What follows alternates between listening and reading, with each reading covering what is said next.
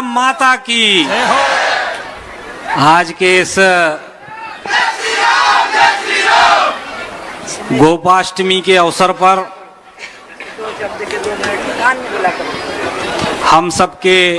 हम सबकी मार्गदर्शक प्रदेश की पूर्व मुख्यमंत्री और गौ माता और गंगा माता की भक्त परम सम्माननीय आदरणीय दीदी उमा भारती जी, सर्वप्रथम मैं इस मंच के माध्यम से आपको प्रणाम करता हूं, नमन करता हूं। कार्यक्रम में उपस्थित हमारे विधायक साथी आदरणीय प्रहलाद लोधी जी, हमारे आदरणीय प्रद्युम्न सिंह जी, मंचासीन सभी अतिथिगण, साथियों, हम सब जानते हैं कि आज गोपाष्टमी का पर्व है और गोपाष्टमी का यह पर्व गौ सेवा का पर्व है। भगवान कृष्ण ने गोपाष्टमी के दिन ही गाय चराने का उपक्रम शुरू किया था, इसलिए उनको गौपालक भी कहा गया, क्योंकि वो गाय का पालन करने वाले थे। और उनका एक नाम गोविंद भी है, क्योंकि वो गायों की रक्षा करने वाले भी थे। तो आज गोपाष्टमी का पर्व है। आप सबको गोपाष्टमी के इस पावन पर्व की बहुत बहुत शुभकामनाएं। और हमारी आदरणीय दीदी उमा भारती जी निरंतर गौ माता के लिए, गंगा माता के लिए और भारत माता के लिए समर्पित रहने वाली नेत्री के रूप में हमेशा उनकी ये चिंता रही है।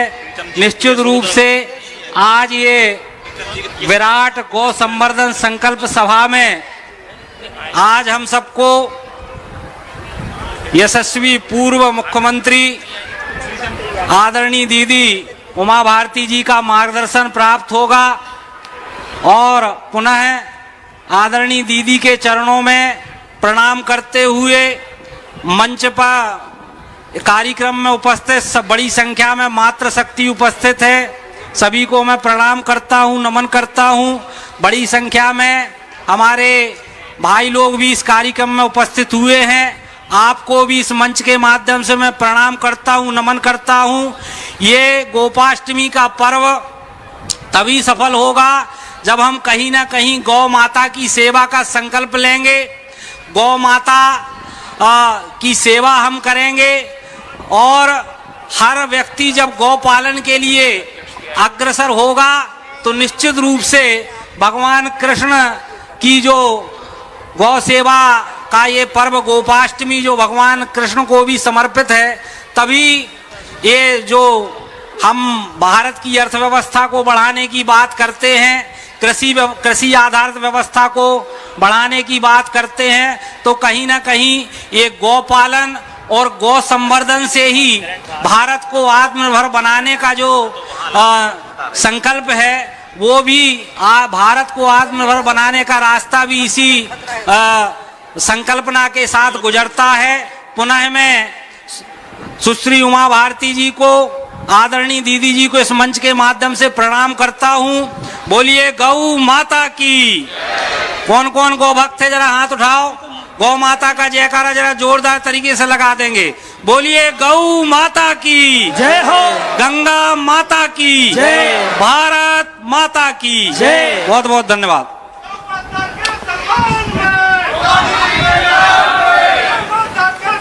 अब मैं बड़े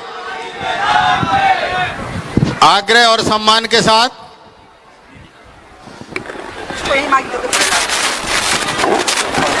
हमारे विधायक जी प्रहलाद जी, उनसे भी आग्रह करूंगा कि वो अपने वचनों से हमें उत्साहित करें। हेलो,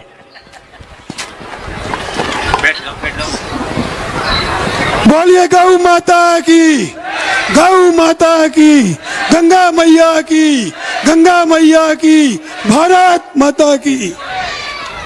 आज भोपाल में गोपाष्टमी में गौ माता के संरक्षण में आज एक कार्यक्रम रखा गया है, जिसमें मैं तो ये कहूँगा कि इतनी बड़े जन सैलाब में ये दीदी माँ को देखने आए हुए हैं। वो दीदी माँ के बचनों के लिए, वो दीदी माँ के सम्मान में, वो समर्पण में, वो गौ माता की रक्षा करने में जो एक कार्यक्रम रखा गया है, इसमें मैं दीदी माता को चरण छू करके प्रणाम करता हूँ। साथ में मेरे साथी भाई आदरणीय पर्यटक मंत्री भाई छोटे भाई धर्मेंद्र सिंह लोधी जी, आदरणीय भाई पूर्व विधायक प्रद्युम्न सिंह लोधी जी, बीच में हमारे चंबल से आ रहे शिवपुरी विधानसभा पिछोर विधानसभा से आदरणीय भाई प्रीतम सिंह लोधी जी, सम्मानीय मंच, मैं इतना कहना चाहता हूं कि ये संस्कृति हमारी है, उस संस्कृति को बचाने के लिए गौ माता की रक्षा करके, गौ पालन करके हमें पुनः इस रासायनिक खेती से बचाना होगा, जिससे आज हम अगर दूध भी पीते हैं तो दूध में भी हमें जहर मिलता है।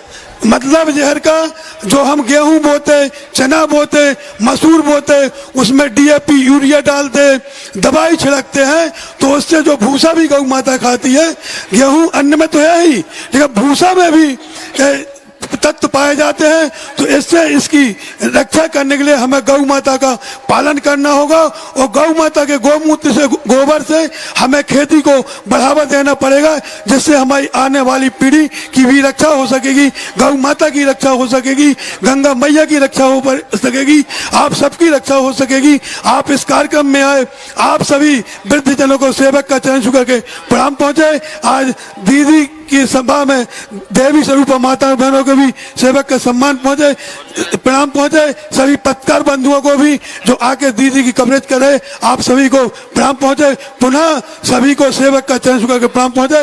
बोलिए भारत माता की जय, गौ माता की, गौ माता की, आप सबकी।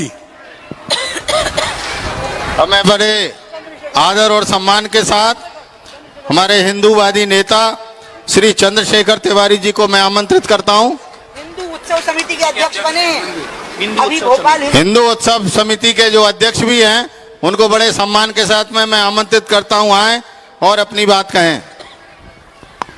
बोलिए सत्य सनातन धर्म की, गौ माता की, गंगा माता की, भारत माता की, पूज्य दीदी की। मंच पर आसीन पूज्य दीदी सुश्री उमा भारती जी, हमारी मार्गदर्शक, हमको बचपन से अपना मार्ग दिखाने वाली, जिनके की आदेश और मार्गदर्शन में हम लोग हिंदुत्व का काम करते हैं, ऐसी पूज्य दीदी माँ, उनके श्री चरणों में प्रणाम करता हूं। माननीय विधायक प्रबुद्ध जी, माननीय मंत्री जी, मुन्ना भैया और सम्माननीय मंच को प्रणाम करता हूं, पूज्य आचार्य वर्ग को प्रणाम करता हूं। गाय बचेगी तो देश बचेगा, गाय नहीं कटने देंगे, देश नहीं बटने देंगे, क्योंकि अगर गाय कटने लगेगी तो देश भी बटने लगेगा। और दीदी का मां का आदेश है कि गौ माता कत्ल खानों की जगह खेतों में विचरण करें। अब तो नई नई टेक्नोलॉजी से गाय के गोबर से गोकाष्ठ बन रही है। आप गौ माता को पालकर उसका दुग्ध पान तो जब तक करते हैं जब तक गौ माता दुग्ध देती है, और कत्ल खानों पर भेजने के जिम्मेदार भी हम और आप ही हैं। इसलिए गौ माता का संरक्षण करिए तो धरती माता का संरक्षण होगा, भारत माता का संरक्षण होगा, गौ माता का संरक्षण होगा तो गंगा माता का संरक्षण होगा। गौमूत्र का जो नित्य पान करता है उसे किसी भी प्रकार की बीमारियों का वो वर्ण नहीं कर पाता। ऐसी गौ माता के संरक्षण के लिए पूज्य दीदी माँ ने जो यहां पर यह आंदोलन प्रारंभ किया है, हिंदू उत्सव समिति, संस्कृति बचाओ मंच और पूरा भोपाल नहीं, पूरा देश दीदी आपके श्री चरणों में प्रणाम करते हुए आपके मार्गदर्शन में जो आपका आदेश होगा, भले हम कट जाएं लेकिन हमारी गौ माता नहीं कटने चाहिए। यह हमें संकल्प लेना होगा और इस संकल्प को हम सभी को सिरोधार्य करना होगा, तभी गौ माता बचेगी। केवल नारे लगाने से नहीं, गौ माता को साक्षात रूप में बचाना पड़ेगा। 33 कोटि जिस देवी देवताओं का वास गौ माता में हो, जिसके गौमूत्र में गंगा का स्थान हो, गोबर में लक्ष्मी का स्थान हो, अगर वो कटेगी तो स्वाभाविक है कि देश अवश्य बंटने की कगार पर आ जाएगा। देश में विपदाओं जो है वो नित्य प्रतिदिन बढ़ोतरी में आएंगी, इसलिए गौ माता की रक्षा करिए। इतना ही कह के मैं अपनी वाणी को विराम देता हूं। भारत माता की, गौ माता की, गंगा माता की, पूज्य दीदी माँ की। अब मैं समिति की तरफ से मैं सभी का स्वागत करता हूं अपने नगर में। राजा भोज की नगरी में पधारे हुए सभी सनातन धर्मियों का हिंदू उत्सव समिति की ओर से स्वागत है, वंदन है, अभिनंदन है। मैं बड़े आत्म और सम्मान के साथ में हमारे मध्य प्रदेश शासन के पूर्व मंत्री श्री दीपक जोशी जी से आग्रह करूंगा कि वो अपने विचार इस विषय में रखें। माननीय जोशी जी। गोपाष्टमी के पावन अवसर पर आयोजित इस सभा को हम सबको मार्गदर्शन देने पधारी माननीय दीदी, उपस्थित सभी मंचासीन सहयोगी गण, मातृशक्ति एवं श्रद्धालुजन। मैं दीदी को तब से जानता हूं जब 84 के युवा मोर्चे के आंदोलन से, और दीदी परिवर्तन की बयार की नेतृत्व करने वाली रही है। मिट्टी की बोतल, क्योंकि हम सब लोग जिस राजनीतिक पार्टी में काम करते थे उसमें ऐसा लगने लगा था कि 1993 के बाद जो परिवर्तन आया उस परिवर्तन को हम रोक नहीं पाएंगे, लेकिन पार्टी ने दीदी को नेतृत्व दिया और आपने देखा कि 2003 में दीदी ने उस नेतृत्व को उखाड़ के मध्य प्रदेश से हमेशा हमेशा के लिए बाहर कर दिया। आज मध्य प्रदेश में वो बात कहीं देखने में सुनने में नहीं आती, और दीदी के बनाए नींव के आज ये मध्य प्रदेश की स्थिति कहीं ना कहीं टिकी हुई है। मैं तो इतना जानता हूं, मैं राजनीतिक परिवार से रहा और बहुत लंबे समय तक राजनीतिक जीवन में रहा हूं। दीदी, हम जानते हैं कि कानून हम लोग बनाते हैं, तो क्यों ना हमारे यहाँ पे कानून बनाया जाए और उस कानून के माध्यम से हम छोटे किसानों को तो नहीं, क्योंकि 5 बीघे 10 बीघे तक के किसान बहुत छोटे हैं, उनको गाय पालने में तकलीफ होगी आज की स्थिति में, लेकिन 10 बीघे से ऊपर जो भी किसान होगा उसको एक गाय पालना पड़ेगी। उसके बाद हर बीघे के बाद 5 बीघे पर, 15 बीघे पर, 20 बीघे पर, 25 बीघे पर गाय पालना अनिवार्य करना चाहिए। तब हमारी खेती की स्थिति भी सुधरेगी और हमारे जो पूर्व में अशोक जी ने बताया कि रसायन के कारण जो दूध बनता है वो भी आज शुद्ध नहीं है, उसको बचाना चाहिए। और दीदी, दूसरा, मैं चूंकि आप बहुत बड़ी परिवर्तन की बनाने वाली नेतृत्व करता रही है, इसलिए मन से ये धृष्टता मैं करना चाहता हूं कि बहुत से अमीर लोगों ने दीदी बड़े बड़े फार्म हाउस बना रखे, उन फार्म हाउसों में मकान तो आलीशान है, कुत्ते बड़े बड़े हैं, दूसरे जानवर हैं, लेकिन गौ माता नहीं है। इसलिए उन फार्म हाउस में गौ माता अनिवार्य रूप से हो, ऐसा कानून भी सरकार के माध्यम से बनना चाहिए, ताकि गाय माता का संरक्षण भी हो और बड़े लोग जो कुत्तों का पेट भरने के लिए तैयार है, कम से कम गौ माता का संरक्षण तो हो। मैं आज के इस अवसर पर आपसे सिर्फ इतना ही वादा कर सकता हूं कि मेरे पिताजी ने अपने पूर्वजों की जमीन का 11 बीघे का हिस्सा मुझे दिया है। मैं आपको विश्वास दिलाता हूं कि अगली गोपाष्टमी से पहले पहले 2 मेरी मालवी गाय मेरे खेत पे होगी। ये मैं आपका अनुसरण का पालन करते हुए पूरा प्रयास करूंगा और आज से कोशिश करूंगा कि 10 बीघे से ऊपर जो भी किसान हमारा मित्र होगा, परिचित होगा, उसको एक गौ माता रखने के लिए फार्म बनवाऊंगा मैं खुद, और कोशिश करूंगा कि उसके घर एक गौ माता रखी जाए। इसकी कोशिश मैं आपके माध्यम से करूंगा। आज के इस अवसर पर मैं यही आपको, जो आपने एक संकल्प लिया, उस संकल्प में साथ देने का वादा करते हुए आपको विश्वास दिलाता हूं। बहुत बहुत धन्यवाद। गौ माता की, गौ माता की, गंगा मैया की, गंगा मैया की, भारत माता की। भाई साहब को भिजवा दो। इसी क्रम में हमारे पिछोर के विधायक भाई प्रीतम लोधी जी को मैं आमंत्रित करता हूं कि वो अपनी बात रखें। शिशपाल जी बोले। भारत माता की, भारत माता की, गौ माता की। मैं मंच पर बैठी हमारी सम्मान्य माननीय उमा भारती जी के चरणों में प्रणाम करते हुए और मंच को भी प्रणाम करता हूं, गौ माता को भी प्रणाम करता हूं। मेरे सामने बैठे हुए बुजुर्ग हैं, माता बहनें, नौजवान साथी, मैं सबको प्रणाम करता हूं। मेरा प्रणाम सब स्वीकार करें। आज बहुत एक ऐतिहासिक काम होने जा रहा है। दीदी ने एक ऐतिहासिक कदम उठाया है। इस कदम से न तो सड़क पर हमारी गौ मिलेंगी, न हमारे किसान परेशान होंगे, न हमारे चलने वाले परेशान होंगे, न खेत वाले परेशान होंगे, और इससे गौ माता भी बचेंगी। तो मेरे भाइयों, इस धर्म और पुण्य के काम में माननीय उमा भारती जी का हम सब हाथ से हाथ पर मिलाकर साथ दें और हम उमा भारती जी के पद चिन्हों पर चलने का काम करें। दोस्तों, आज संकल्प लेके जाएं, यहाँ से वैसे ले जाएं, संकल्प लेके जाएं, माता बहनें भी लेके जाएं, हमारे नौजवान साथी भी लेके जाएं कि इस कार्यक्रम को आगे बढ़ाने का काम करें और जगह जगह जाकर इसका प्रचार प्रसार करें ताकि हमारी देश की गौ माता सुरक्षित हो। बस मैं यही कहना चाहता हूं आप लोगों से। बहुत बहुत धन्यवाद। शिशपाल उसको कान में बोलिए। इसी क्रम में कान में मंत्र दिलाओ।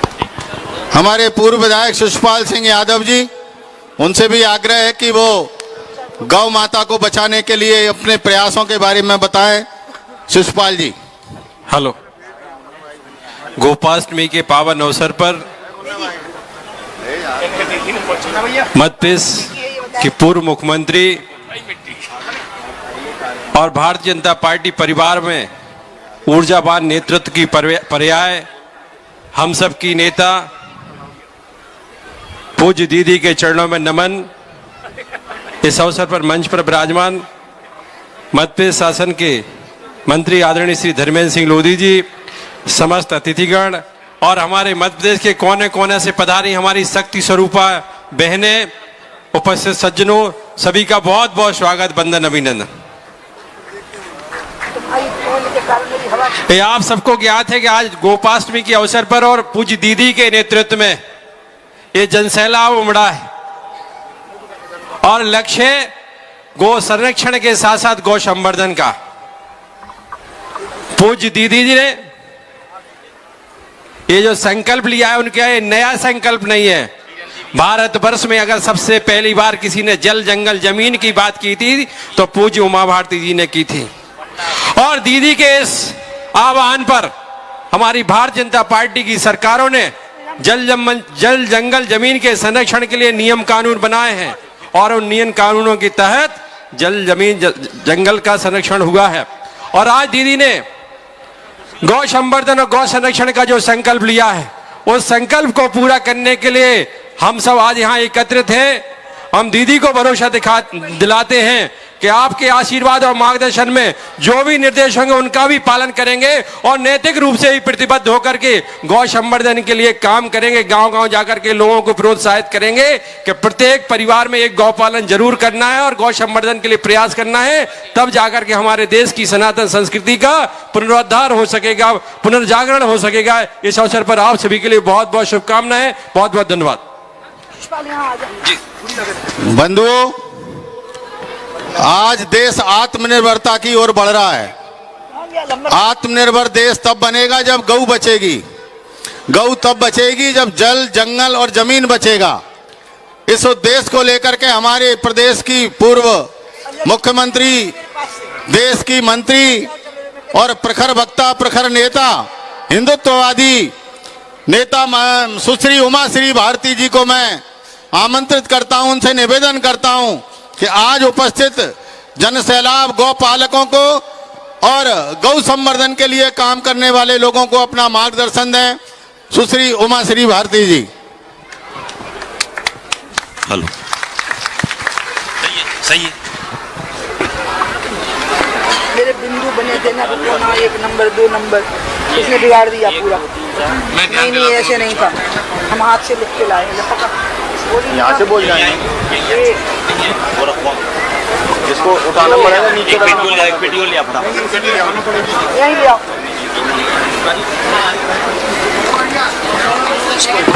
दूसरा खाएं। दीदी इसको यहीं रख दें, डाइस को यहीं रख दें दीदी। रुको तो 1 नंबर वहीं से 3 बोल दो। नंबर सारे दूसरा खाएं। मैंने बोला था मेरा क्रम के ऊपर लगाए हुए भी थे।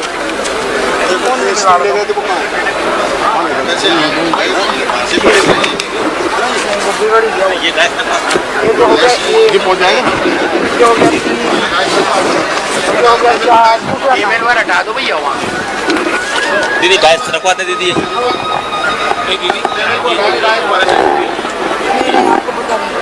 लीड बड़ी है कि नहीं है? देखो हाँ देखना बड़ी है सुबह जी। अरे लीड देख ले। अभी 1 मिनट अभी बंद करते हैं। ये हटाना पड़ेगी टेबल।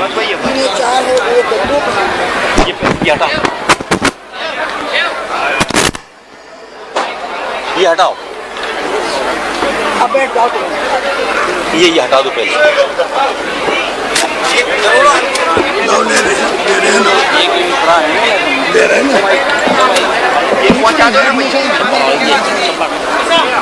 कर रहा है, चिंता नहीं करो।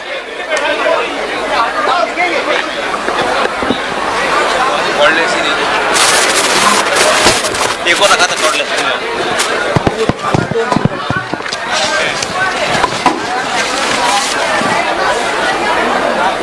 ये और रखवा दो ना भैया, ये और रख दो भाई।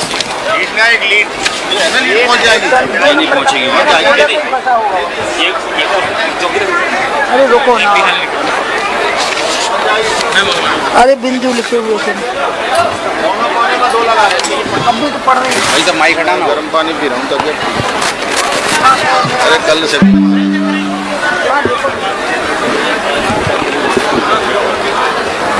उसका मत चलो यार, छूट जाएगा वो। क्या हो गया तमाम करना। अब तो प्रदुम्न को आगे के कार्यक्रम में आभार करवाएंगे। हाँ आप ही ने लिख के दिया था। ओह नहीं, मैंने ठीक है। बोलिए भारत माता की, गौ माता की, गंगा माता की। बैठ जाइए।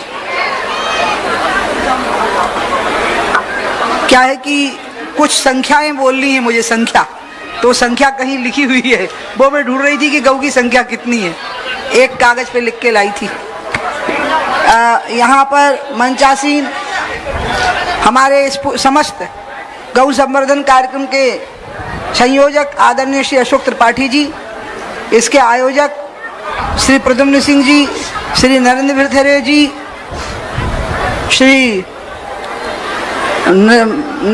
मनोज जादौन जी तथा मंच पर उपस्थित मेरे अनन्य भाई श्री धर्मेंद्र जी पर्यटन मंत्री, भाई श्री प्रहलाद जी, भाई श्री चंद्रशेखर जी तिवारी जी जो हिंदू उत्सव समिति भोपाल के नए अध्यक्ष निर्वाचित हुए हैं, और मेरे सगे भाई जैसे दीपक जोशी जी, हमारा बब्बर शेर प्रीतम,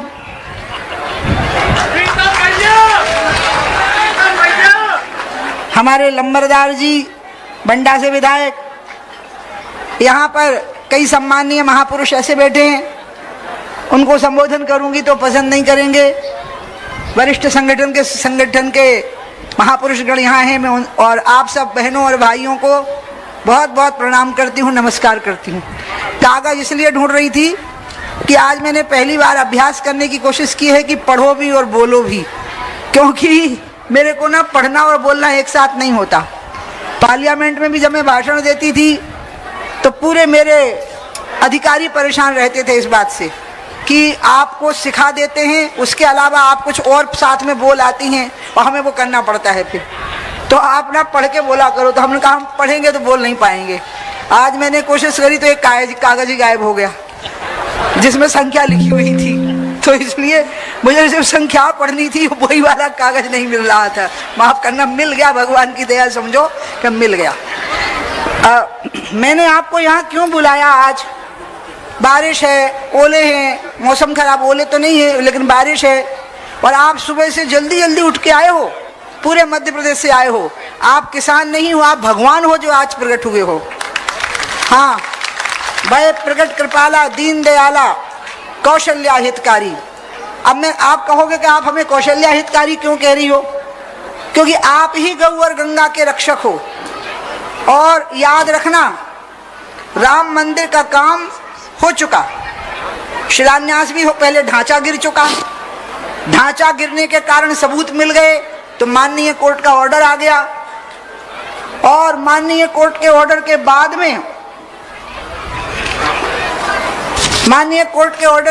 में शिलान्यास हो चुका। उसके बाद मंदिर भी बन चुका। तुम लोग यहाँ पर घड़ी रख दो, पीने का पानी रख दो, पानी तो रख दो, और सब कुछ शांति से हो गया। मंदिर का दो बातें उस घटना में सबसे बड़ी है पूरे राम मंदिर आंदोलन की। पहली है 6 दिसंबर को ढांचे का गिरना। अगर नहीं गिरता तो सबूत कैसे मिलते कि हाँ मंदिर था? क्योंकि खुदाई हुई तब ना सबूत मिले। मथुरा और काशी में तो खुदाई की जरूरत नहीं है ना सबूतों के लिए। दूसरा महत्वपूर्ण घटना आपको पता है क्या है? वो है कि हमारे विरोधी हम पे नजर लगाए थे कि खून खराबा करेंगे जब शिलान्यास और मंदिर बनेगा, लेकिन खून खराबे की जगह पर शांति से पूरी दुनिया ने टीवी पर उसको देखा, भारत ने मिल करके देखा। ये अपने आप में बहुत बड़ी घटना थी।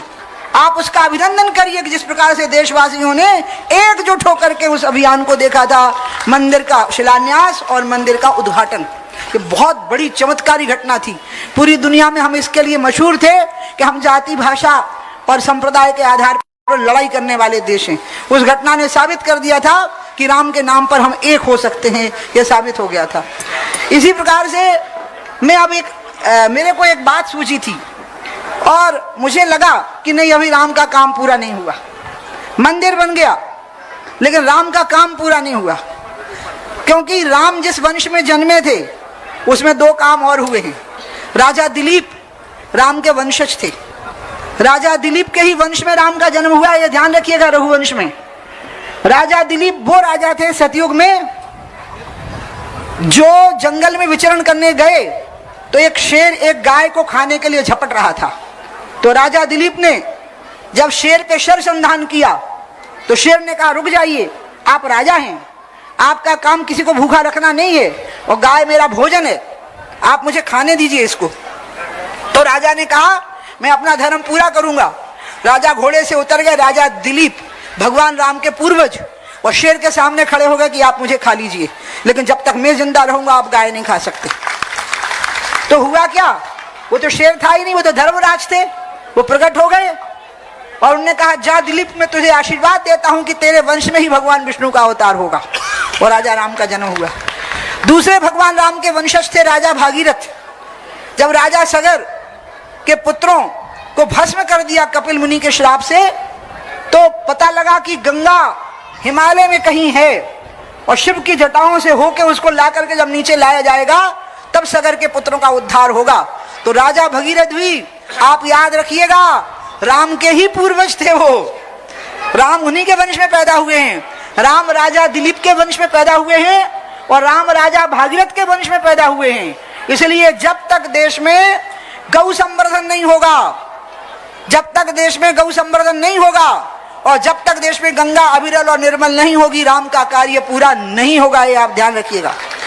और इसलिए जब प्रधानमंत्री जी कह रहे थे, राम काज कीने बिना मोह कहां विश्राम, आपको याद है वो कह रहे थे, तो मैं भी माननीय प्रधानमंत्री जी को भोपाल की धरती से, जो कि मध्य प्रदेश, भारतवर्ष मध्य प्रदेश की नाभिकीय केंद्र है, और भारतवर्ष की राजधानी में पूरे मध्य प्रदेश से आए हुए किसान भाई और बहनें यहाँ एकत्रित हैं, मैं यहीं से माननीय प्रधानमंत्री जी को मध्य प्रदेश की जनता का एक प्रेम भरा, भावना भरा संदेश देना चाहती हूं, और वो ये है कि जैसे राम मंदिर के निर्माण का आपके हाथ से उद्घाटन हुआ, इसी प्रकार से गंगा और गौ के कार्य का भी आपके द्वारा ही होना चाहिए, तो राम का कार्य पूरा हो जाएगा।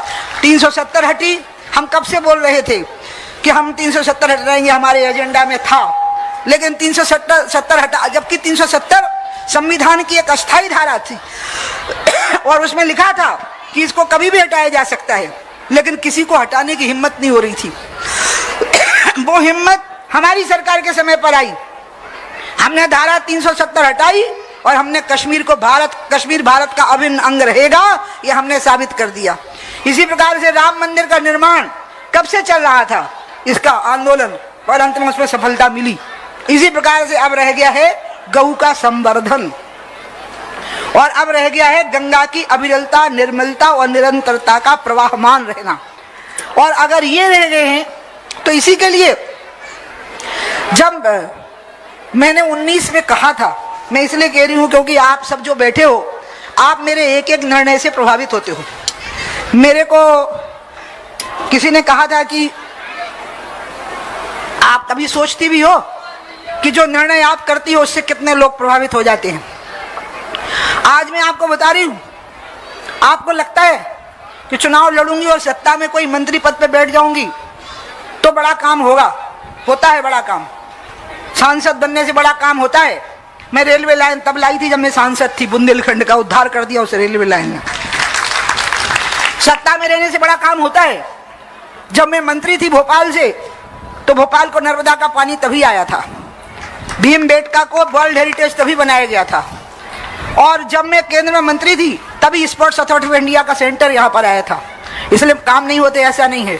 और जब दोबारा मंत्री बनी, काम तो बहुत हुए, लेकिन केन बेतवा जो दुनिया का पहला रिवर लिंक है, उसकी योजना भी मैंने ही बनाई मुख्यमंत्री की हैसियत से, और उसका काम शुरू करवाने की पूरी व्यवस्था भी हुई। तो सत्ता का मैं अनादर नहीं करती, मैं राजनीति का अनादर नहीं करती, मैं सांसद होने का अनादर नहीं करती, मैं संसद का अनादर नहीं करती।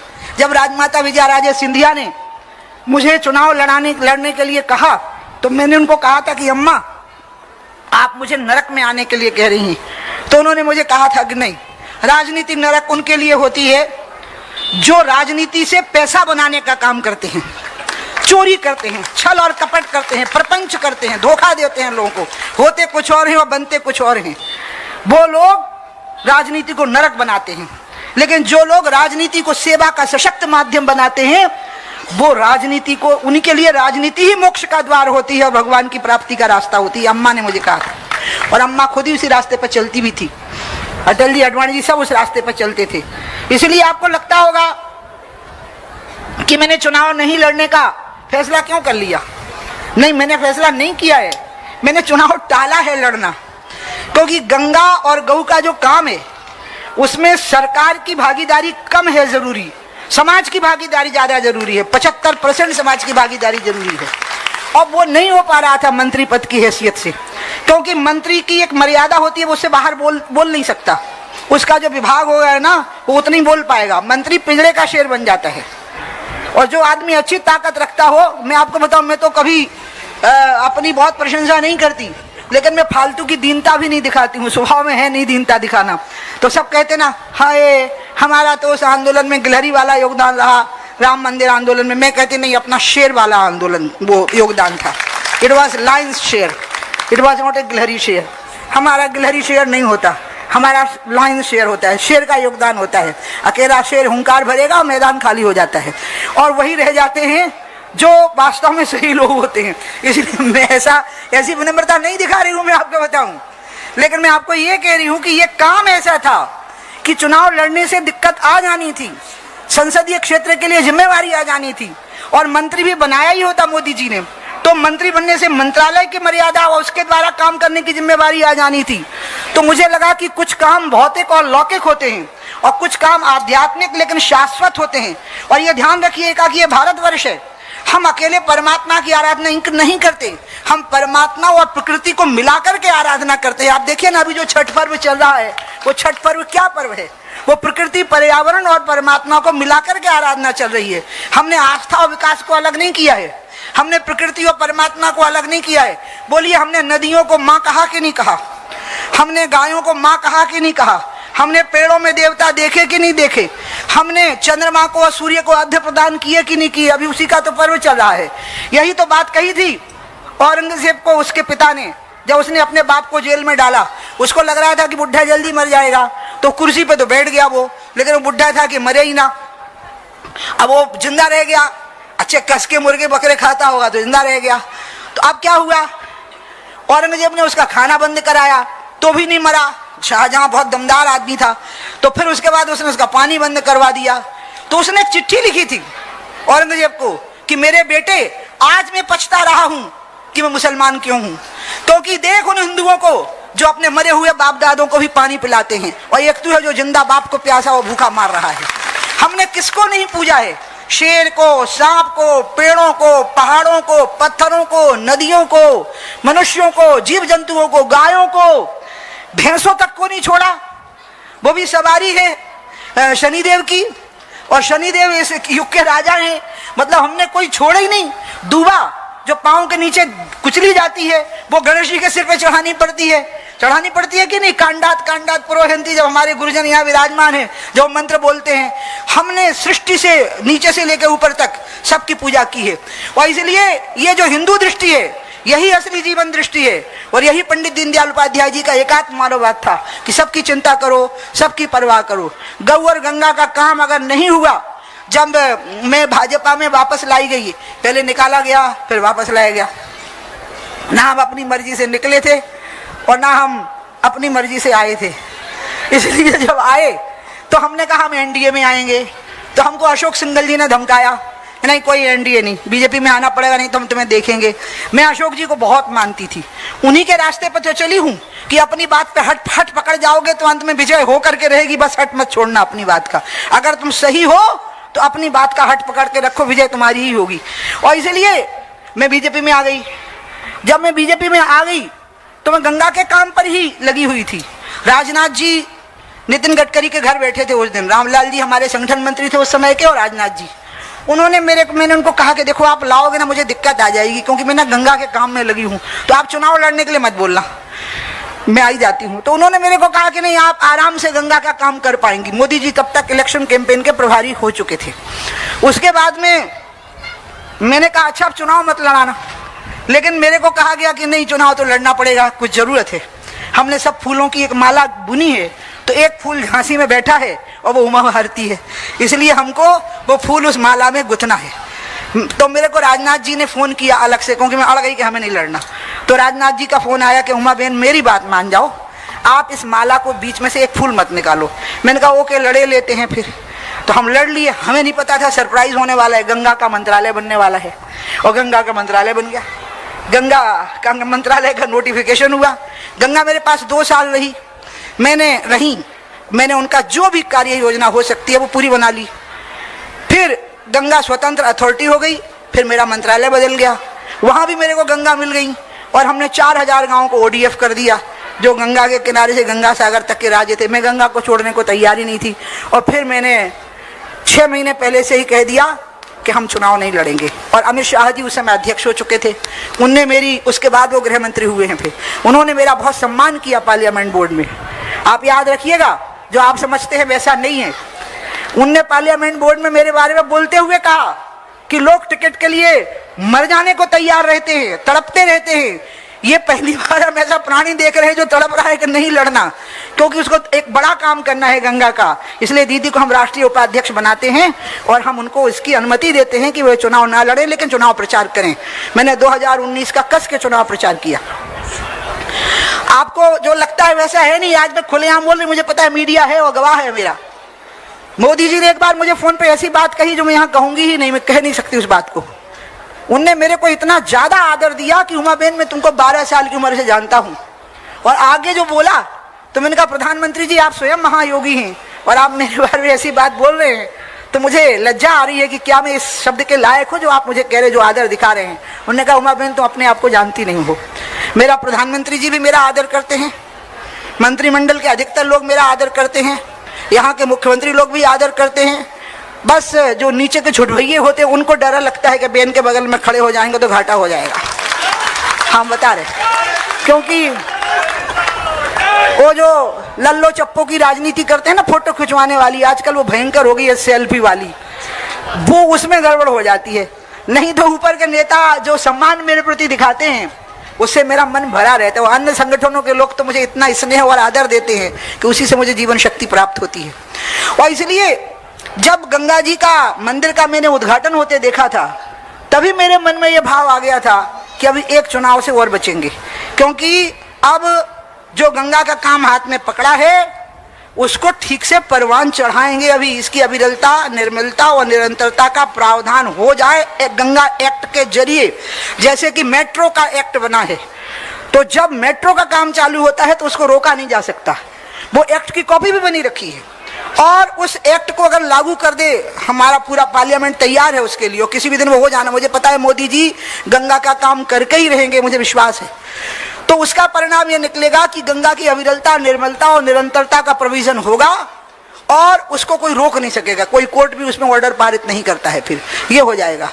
अब बात आ गई थी कि इसी बीच में यहाँ गाजियाबाद में एक दुकान खुली, जब लॉकडाउन हटा तो वहां इतनी भीड़ मच गई शराब पीने वालों की कि वो मैंने टीवी पे देखा कि लाठी चार्ज करना पड़ा। तो मैंने तुरंत योगी जी को फोन किया। अब मैंने कहा भैया आप तो खुद साधु हो, आपके हाथ में मौका है, आप तय कर लो कौन सी खोलनी और कौन सी नहीं खोलनी।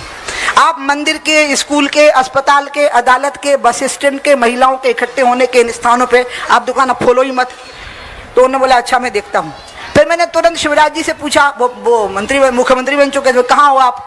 बोले मैं कार्यालय में। उनका अभी आती हूँ। बोले नहीं दीदी मैं आता हूँ। उनका नहीं हम आएंगे। जाने से ना दबाव ज़्यादा पड़ता है जी, आप ध्यान रखना है। जब आप पहुँच जाओ तो भयंकर दबाव पड़ता है, आप सोच नहीं सकते।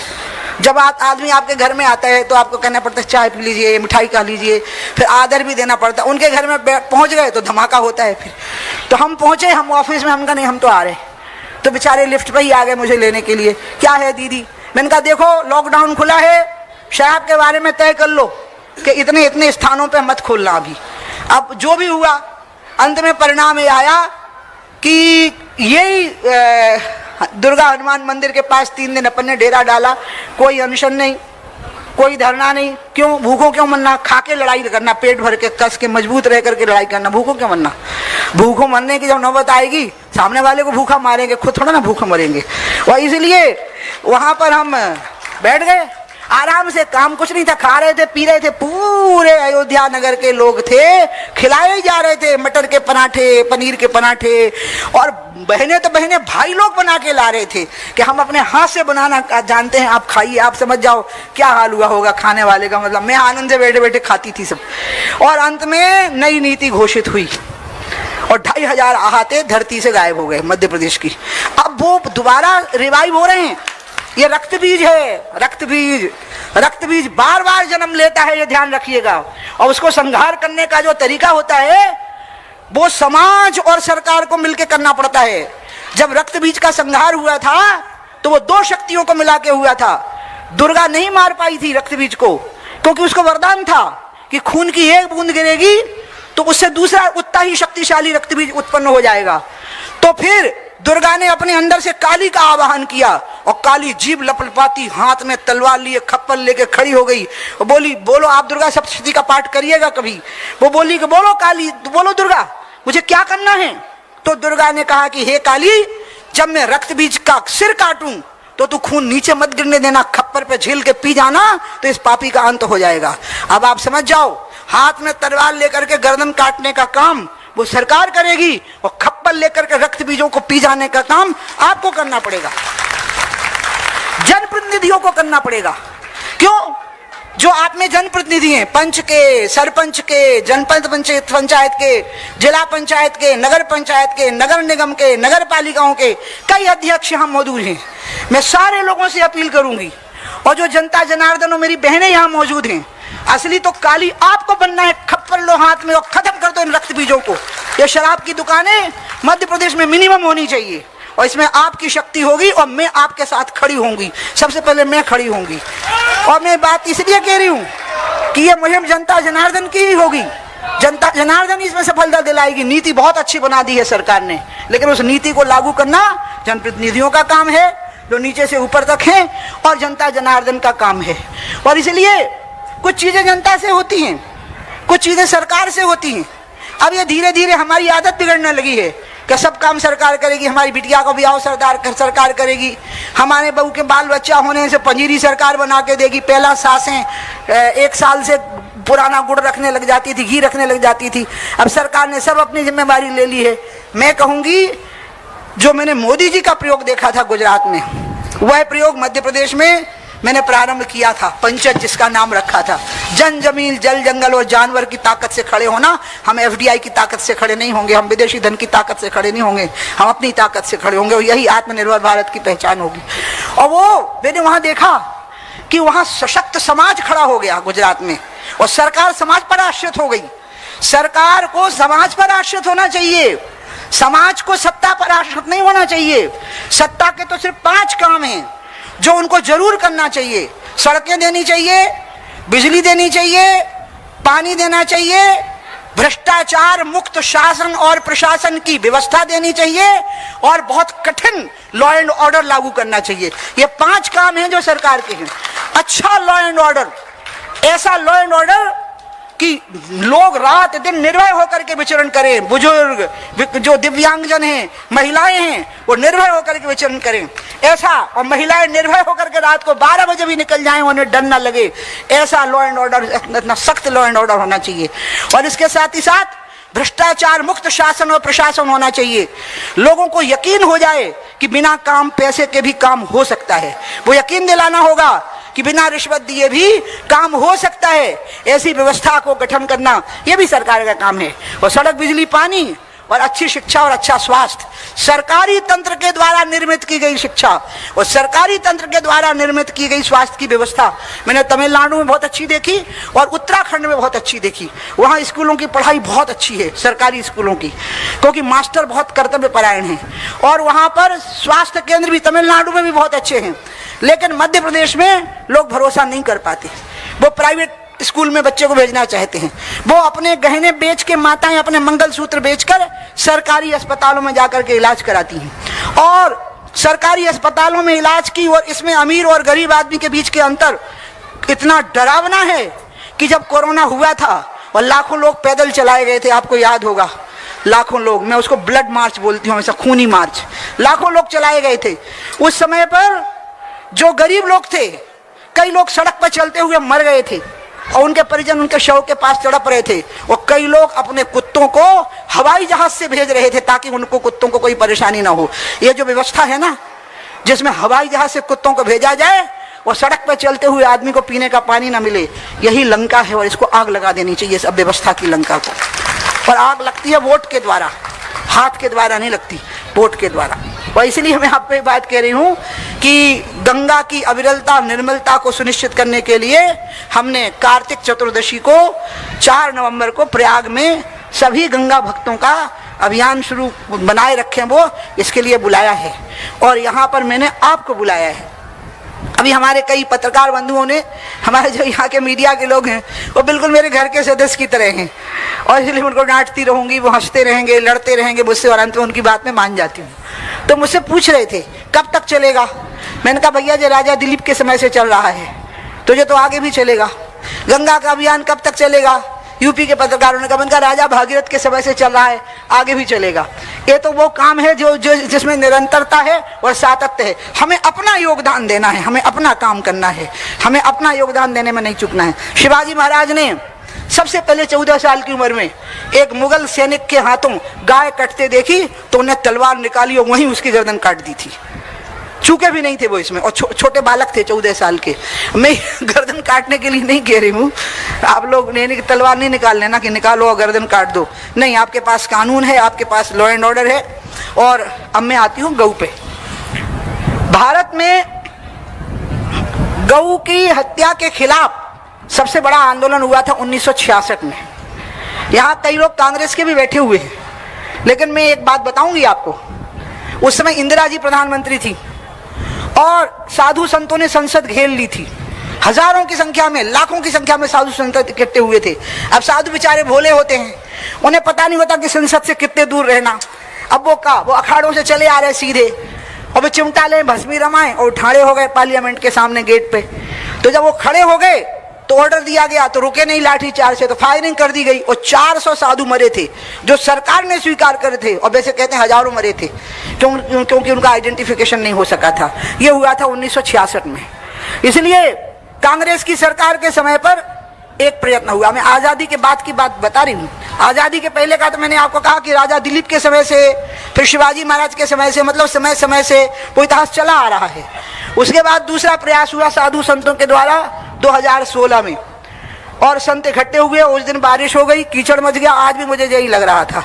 और बड़े बड़े संत, मैं इनके नाम नहीं लूंगी, जिनकी वजह से गौ की रक्षा हो पा रही है, जो गौ कथाएं करते हैं, गौ के लिए कथाएं करते हैं, ऐसे ऐसे महापुरुष इकट्ठे हुए और अंत में सरकार को ज्ञापन दिया। उसमें मुझे भी शामिल किया अमित शाह जी ने राष्ट्रीय अध्यक्ष के नाते, और अंत में वो ज्ञापन सरकार के हाथ में गया और कुछ चेष्टाएं उसके लिए हुई।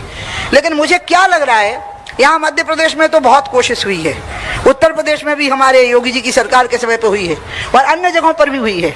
लेकिन जो चिंता की बात है कि इसमें समाज का जो योगदान होना है, उस योगदान में थोड़ा सा क्या करना है वाला भौचक्कापन है, थोड़ा सा कि करना क्या है। अब सड़क पे गाय मर रही, लेकिन आपको क्या पता है कि डिस्ट्रिक्ट रोड और हाईवे स्टेट का और क्या बोलते हैं नेशनल हाईवे, हाँ NSI, और क्या, और वो एक्सप्रेसवे जिनको अमेरिका में फ्रीवे और मोटरवे बोलते हैं, उनमें गाय आ जाती नहीं आती है सामने, यहाँ आ जाती है। क्यों? आपको पता होना चाहिए कि ये जितने रोड बनते हैं इसमें 1 या 2% फेंसिंग की व्यवस्था के लिए अनिवार्य होता है। अगर 100 करोड़ का रोड बन रहा है तो 1 या 2 करोड़ इसी के लिए होते हैं कि वो फेंसिंग करेंगे रोड के दोनों तरफ, और पीछे चारागाह बनेगा, यानी चरने के लिए घास लगेगी ताकि गाय सड़क पे ना आवे।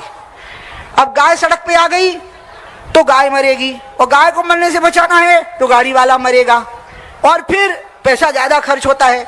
तो क्यों नहीं ये अनिवार्य कर दिया जाता है कि ठेकेदार को तब तक सड़क चलने की अनुमति नहीं मिलेगी, प्राइवेट ठेकेदार को, और उसका पैसा जब्त रहेगा जब तक कि वो फेंसिंग का निर्माण नहीं कर देता है डिस्ट्रिक्ट रोड के दोनों तरफ, स्टेट हाईवे के दोनों तरफ, एक्सप्रेस हाईवे के दोनों तरफ। और ये जो गोल्डन क्वाड्रिलेटरल और दूसरे हो रहा है, नितिन गडकरी से मैंने कहा था कि गऊ को बचाना है सड़क पे मरने से, तो फेंसिंग अनिवार्य कर दीजिए। किसान के खेत के थोड़ा दूर करिए ना, अगर वो विरोध करते हैं तो उनके खेत में मत गाड़िए उसको, आप थोड़ा दूर जो आपने एक्वायर की हुई है लैंड उसमें गाड़ दीजिए फेंसिंग को, तो गाय बच जाएगी। दूसरी चीज, गौचर गायब हो गए हैं तो नए गौचर बनाइए। ये मत कहिए कि हम गौचरों को खाली करने का अभियान कर रहे हैं, उससे नहीं होगा। नए गौचर बना दीजिए जंगलों के बीच में, ठीक सरकारी जमीन के बीच में, जिसको बोलते हैं क्या, नजूल की, रेवेन्यू की जमीन पड़ी हुई है, बंजर जमीन पड़ी हुई है, उसमें गौचर बना दीजिए। और जहां ढलान हो वहां थोड़े से पैसे लगा के, नहीं तो कीचड़ में और सीमेंट में तो गाय फंस जाएगी, उसको दिक्कत आएगी। आप पत्थर डाल करके ऐसी ढलान बना दीजिए, मनरेगा का थोड़ा सा खर्च करवा के, वन विभाग से कोऑर्डिनेशन करवा के, कि गाय आराम से पानी पिए, दिन भर वहां रहे। और ग्राम पंचायत को जो पैसा दे रहे हो, हे भगवान, सरपंच के चुनाव में ऐसी मारा मारी होती है, अभी कुछ समझ नहीं आता। कई बेन हमारे 20 लाख खर्च हो गए थे चुनाव लड़े में, तो समझ में नहीं आता काय में खर्च हो गए। अब जोन ने 20 लाख खर्च करे सरपंच के चुनाव लड़े में, उसने गंगा के किनारे दान तो किया नहीं है, तो वसूली करेगा ना फिर वो। ये क्यों है? पंचायती राज व्यवस्था में ये नहीं होना। इसलिए सरपंच को 300 गाय के ऊपर एक गौपालक के लिए 10,000 रुपया खर्च करना, और अगर 900 गाय है तो 3 गौपालक होना। अब वो सवेरे से टटकार के गाय को ले जाएगा नए गौचर के अंदर और शाम को वापस लाएगा। अब घर में जगह नहीं बची है गाय को बांधने की, तो उसको ग्राम पंचायत की खाली पड़ी जमीन पर अंकित करके दे दिया जाए कि इतनी गाय के लिए इतनी जमीन होगी, लेकिन शेड तुम्हें खुद बनाना होगा, और घूरे के लिए भी जगह उसको हो जाए।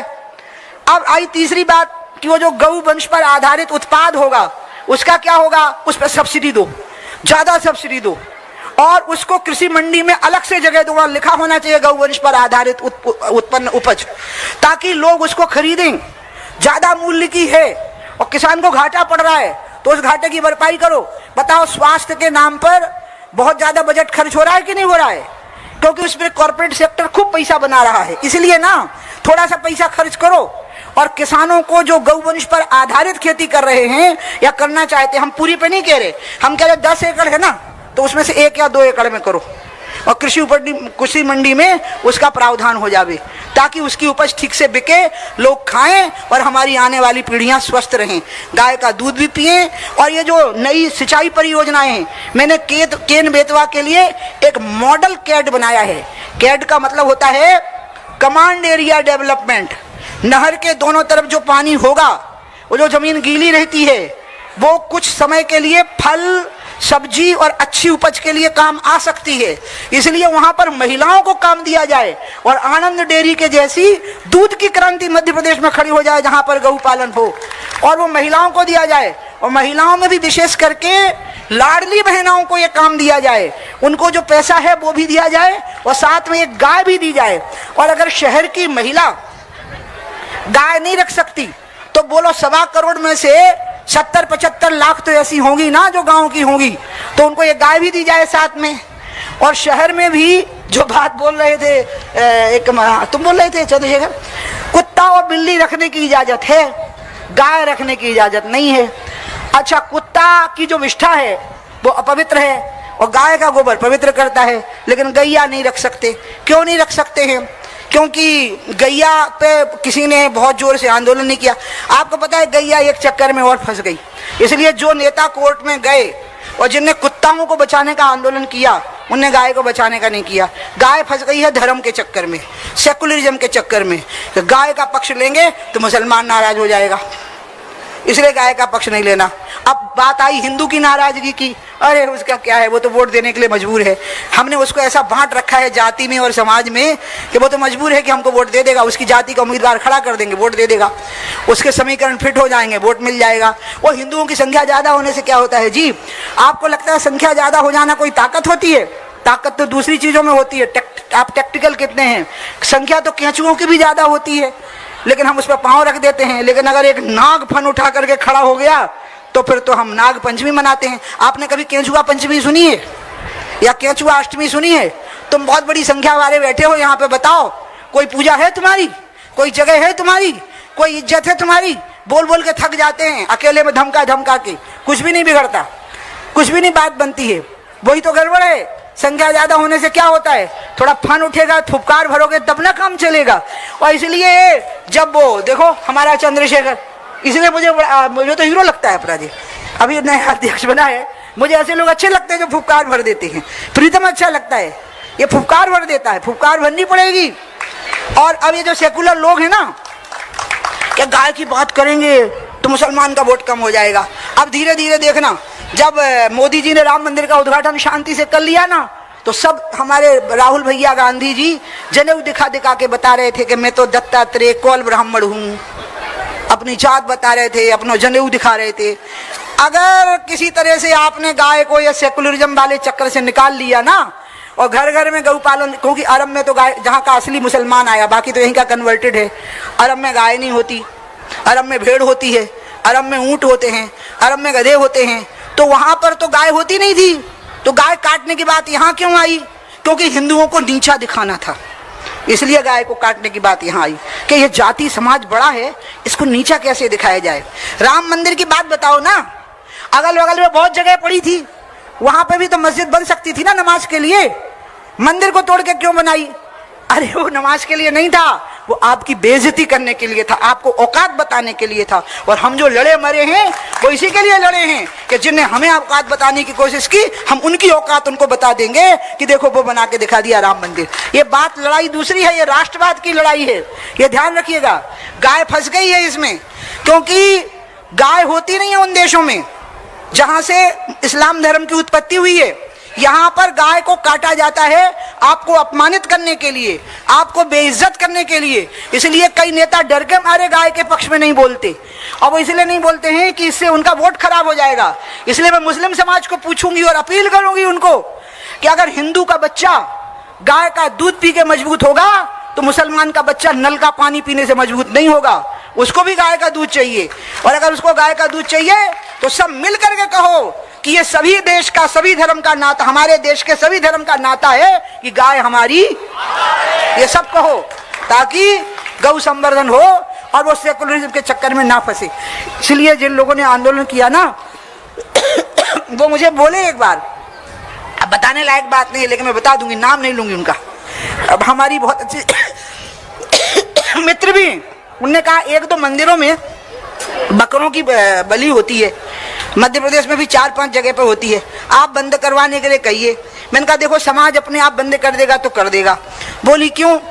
तो मैंने कहा क्योंकि ईद के दिन की बलि आप बंद करवाइए, पहले जो लाखों बकरे कटते हैं पहले वो बंद करवाइए, उसके लिए तो बोल नहीं रही हो। मैंने कहा अगर हम जाएंगे मंदिर में, पुजारियों को समझाएंगे, उनको हम कहेंगे, लेकिन हम ऐसे तो नहीं हम कहेंगे। ये जो हिंदू है ना, यही सेकुलरिज्म के आल्टर पर रख करके उनकी गर्दन काटी जाती है। तो तुम्हें यही करना है, यही तो चक्कर है। आपको पता है ना बलि बकरे की चढ़ती है, आपने कभी शेर की बलि चढ़ते देखी है? जिस दिन आप बकरा, जब तक बकरा रहोगे ना बलि चढ़ती रहेगी, और जिस दिन शेर हो जाओगे कोई पकड़ ही नहीं पाएगा आपको बलि चढ़ाने के लिए, निकल जाओगे आप सबको। बस शेर हो जाओ, हुंकार भर दो, देखो कितने आनंद से राम मंदिर का आंदोलन हो गया, कितने आनंद से धारा 370 हट गई, अब कितने आनंद से किसान का काम हो जाएगा। और अगर ध्यान रखना, मूंग की खरीदी नहीं हो पाई, मूंग की खरीदी नहीं हो पाई, क्योंकि जो मूंग जल्दी जल्दी में उगाई है किसान ने, उसके कारण वो मूंग घातक मानी जा रही है। और उसका परिणाम ये आया है, क्योंकि हम जल्दी जल्दी में हैं। जल्दी जल्दी मत करो खेती के साथ, इसलिए थोड़ी सी खेती पर शुरू करो, गौवंश पर आधारित खेती शुरू करो।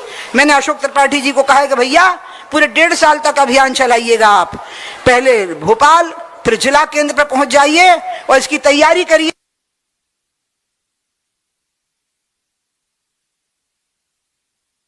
भाई, ये मैंने मोहन यादव जी को भी कहा, ये वो योजना है जिसमें सरकार पीछे चलेगी और किसान आगे चलेगा, लेकिन आप किसान का पूरा सहयोग करिए फिर इस मामले में, उसको परेशानी नहीं आनी चाहिए किसान को किसी भी तरह की। इसलिए आपको, हमको इन बातों का ध्यान रखना है कि गौ संवर्धन से गाय बचेगी, पूरे जिले में एक अभयारण्य हो और उसमें ही सारी गायें हों।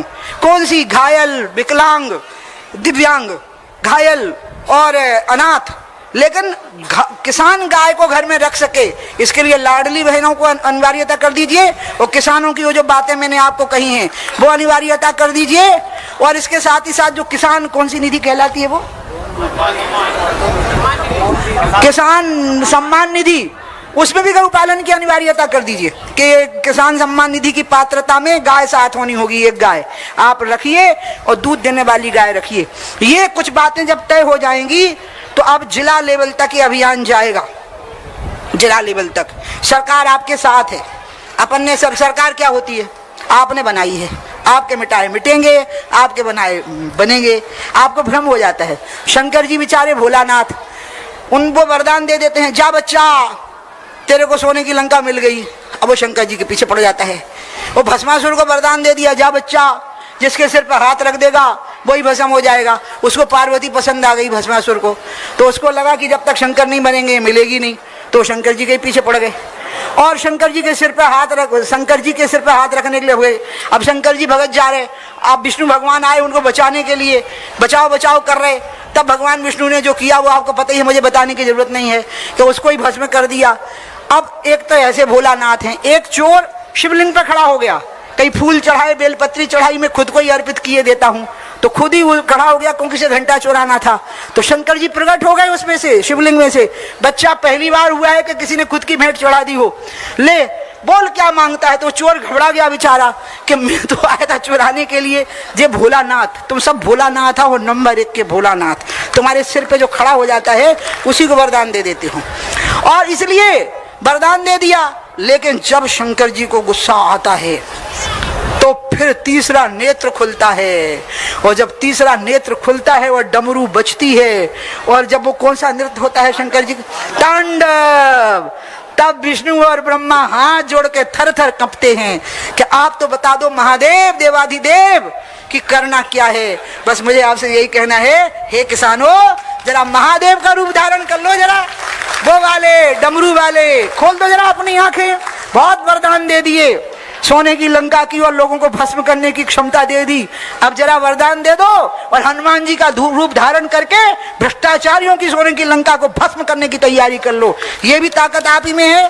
11वें रुद्र का अवतार है हनुमान जी, और इसी के कारण आप गाय को बचा नहीं पा रहे, गाय का पैसा दूसरे खा रहे, पंजीरे को पैसा। देखो तो भगवान किलरकन के घर में करोड़ रुपया कर रहे, कहाँ से कर रहे आप बताओ? हैं, छोटे छोटे कर्मचारी हैं, उनके 2-2 करोड़ के घर ठाड़े, कोई बाप दादों का गड़ा हुआ धन निकल आया है क्या? ये जब उनके घर में इतना है, केंचुए के घर में इतना है, तो अजगर के घर में कितना होगा आप बताओ। सजग हो जाओ नागरिकों, बहुत अच्छा मौका मिला है। मोदी जी जैसा प्रधानमंत्री मिला है जो भ्रष्टाचार से नफरत करता है।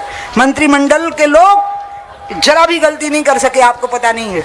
एक मंत्री ने ब्याह पे बहुत खर्च कर दिया था तो उन्होंने उसको डांटा, हम लोग बैठे थे, मैं नाम नहीं लूंगी उस मंत्री का, और वो ऐसे रह गए बेचारे, तब मैं कैबिनेट में थी।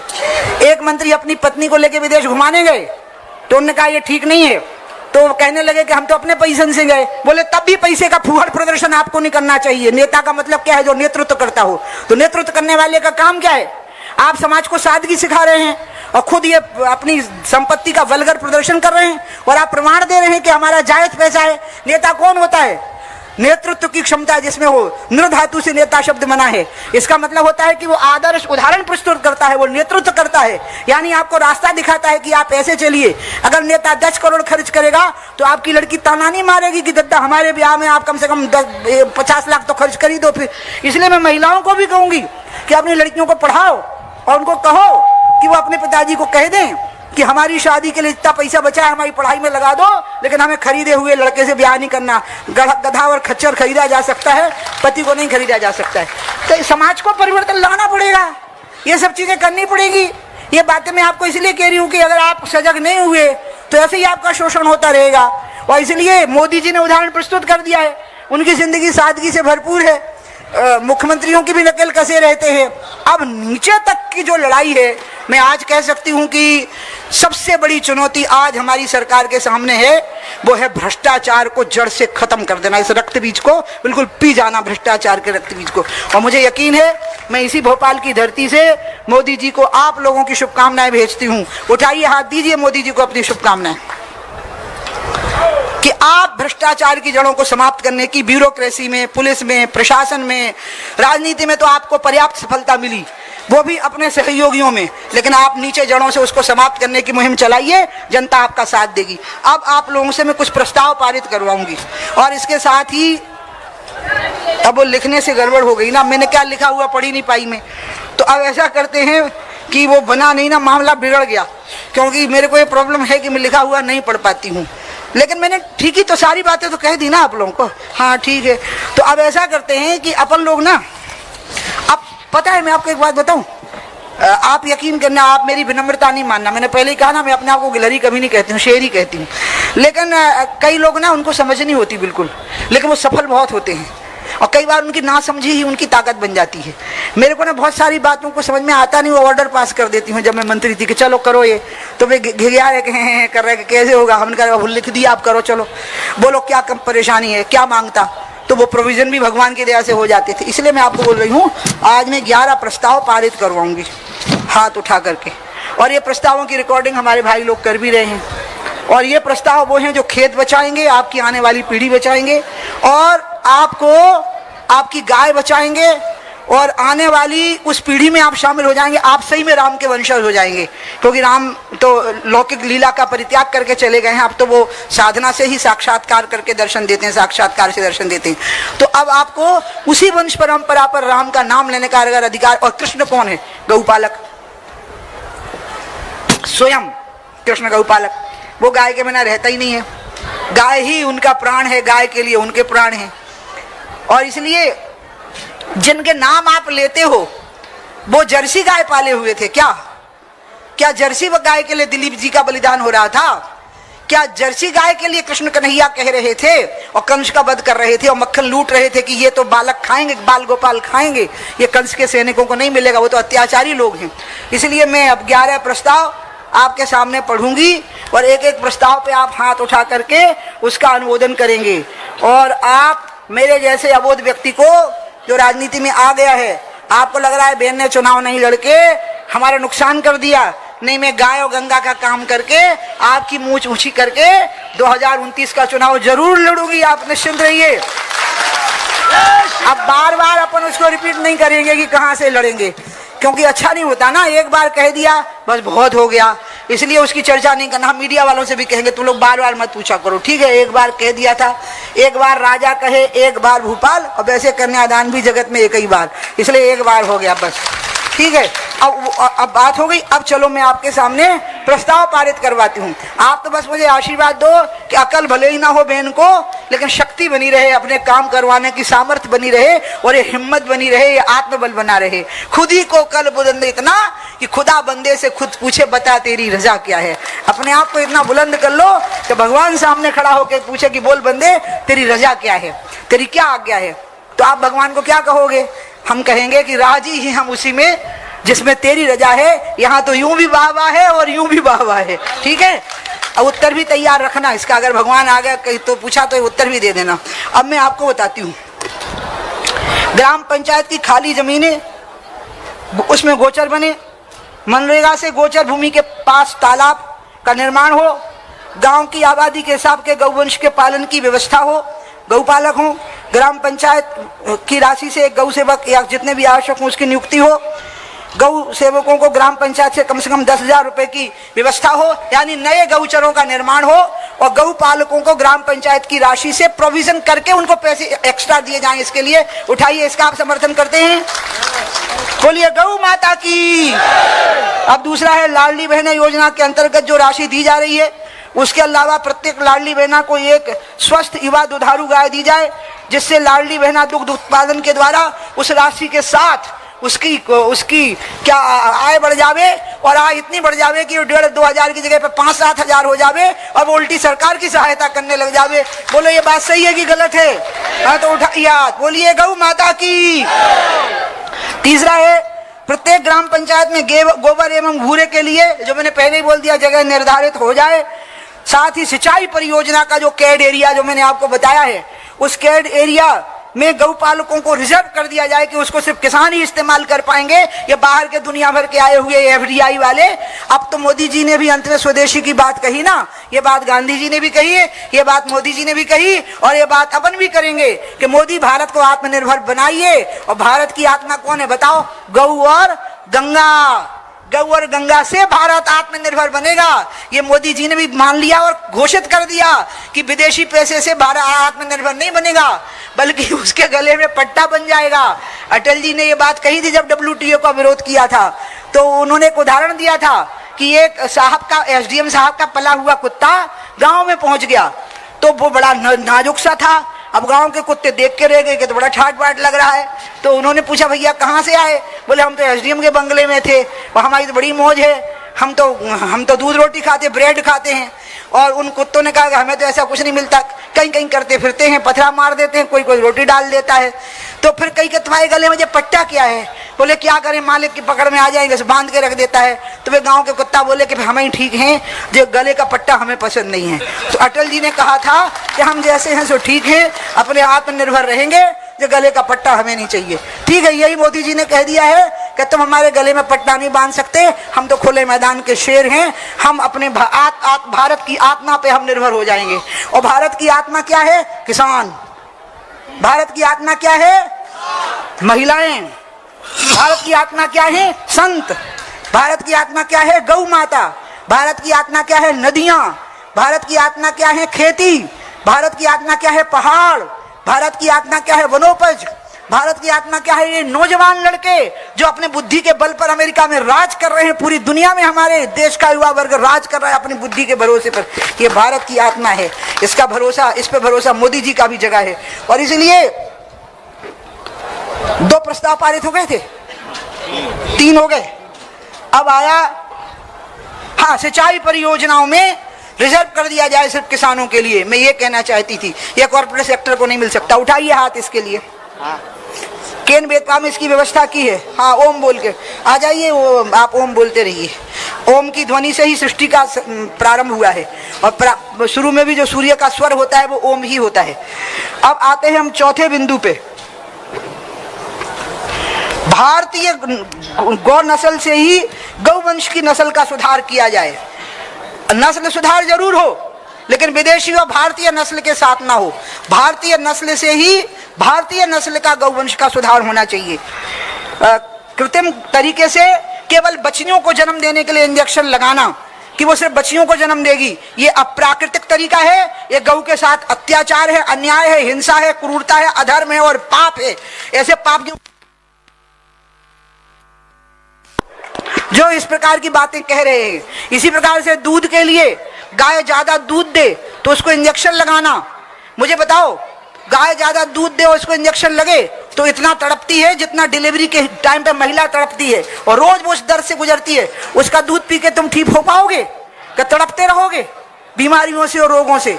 ये सब अवैध घोषित होना चाहिए और कोई हमें ये सुधार करने की जरूरत नहीं है। हम नंदी को भी रख लेंगे और हम गाय को भी रख लेंगे, उनके गौमूत्र से और गौ के गोबर से ही हम काम चला लेंगे।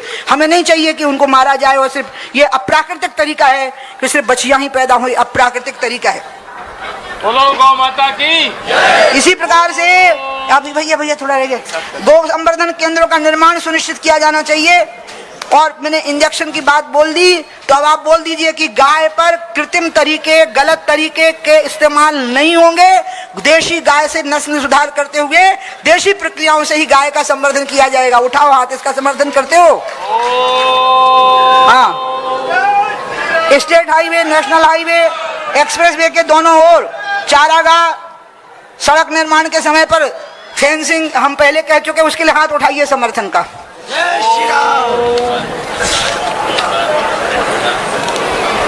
जो किसान गौवंश आधारित खेती कितने रकबे में करते हैं उसके हिसाब से उसको सब्सिडी का न्यूनतम प्रावधान, उत्पादों को मंडी में बिक्री की विशेष व्यवस्था एवं मूल्य पृथक से निर्धारित करने की नीति सुनिश्चित की जाए, बात हो चुकी। इसका समर्थन करते हैं? ओ बोलिए गौ माता की। वृद्ध, विकलांग और परित्यक्त गौवंश की रक्षा के लिए आरोग्यशालाएं यानी गौ अभयारण्य बने, आप इसका समर्थन करते हैं? हर जिले में एक गौ अभयारण्य हो। गाय के लिए स्वतंत्र रूप से वो विचरण कर सके ऐसे गौ अभयारण्य। मैंने शिवराज जी को भी कहा और उन्होंने मेरी बात को लगभग मानने की कोशिश भी की, और मोहन को भी कहा कि आप एक अभयारण्य बनाइए, उसमें वेटनरी का हॉस्पिटल खोलिए, उसमें एम्बुलेंस रखिए बहुत सारी, उसमें सर्जरी की व्यवस्था रखिए, और उन गायों को फिर कोई ले जाए स्वस्थ हो जाने के बाद में, इसकी भी व्यवस्था रखिए। उसी में लाडली बहना और एक किसान सम्मान निधि लेने वाले लोगों का उपयोग करना चाहिए ताकि वो ले जाएं और वो दूध देने की स्थिति में हो। इसका आप समर्थन करते हैं?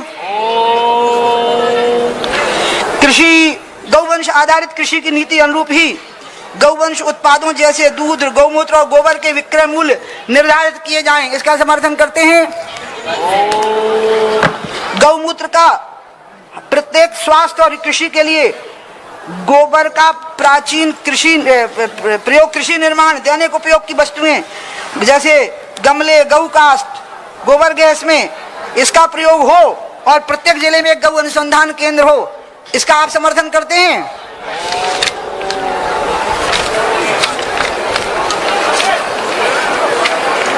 अब हो गए 10, अब 11वां कहाँ है? गौवंश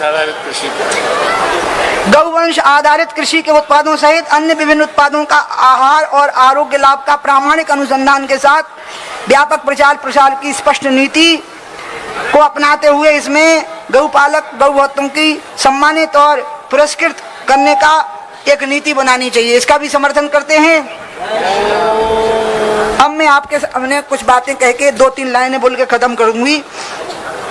आप मन में आज ये धारण करके जाइएगा। मैंने तो 11 आपसे घोषणाएं करवा दी, और मैं अशोक त्रिपाठी जी, मुन्ना भैया मतलब प्रद्युम्न सिंह जी, और हमारे नरेंद्र भिरथरे जी, और हमारे यहाँ पे जो भी इसमें शामिल होना चाहें समिति में, वो सभी लोग बैठेंगे फिर से और इन बातों को एकत्रित करके सरकार के पास जाएंगे, उनसे बात करेंगे और हम कहेंगे कि हम आपका इसमें सहयोग करेंगे पूरी तरह से, लेकिन आप इतने निर्णय लेने की व्यवस्था कर लीजिए अधिकारियों के साथ बैठ करके, क्योंकि गौपालन विभाग है और कृषि कैबिनेट भी बनी हुई थी, वो क्या बोलते हैं, गौ कैबिनेट बनी हुई थी, तो उनके साथ मिलकर कर लीजिए और इसको जल्दी लागू करिए, स्लो मोशन में नहीं, जल्दी लागू करिए, ये बात अब करनी है।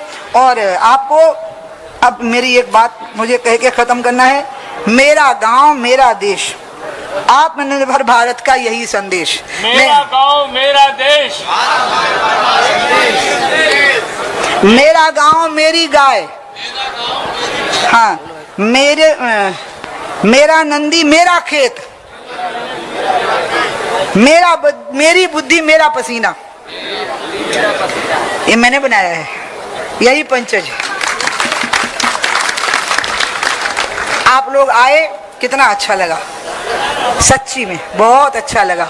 ऐसे लगा जैसे अर्जुन घबरा गया कि युद्ध में कैसे जीतूंगा, तो कृष्ण विराट रूप धारण करके खड़े हो गए और बोले चिंता मत कर, मैं कितने रूपों में तेरे सामने विद्यमान हूँ। आप भगवान कृष्ण की तरह विराट रूप धारण करके यहाँ पर आ गए और ये महिलाएं दुर्गा और काली का रूप धारण करके आ गई।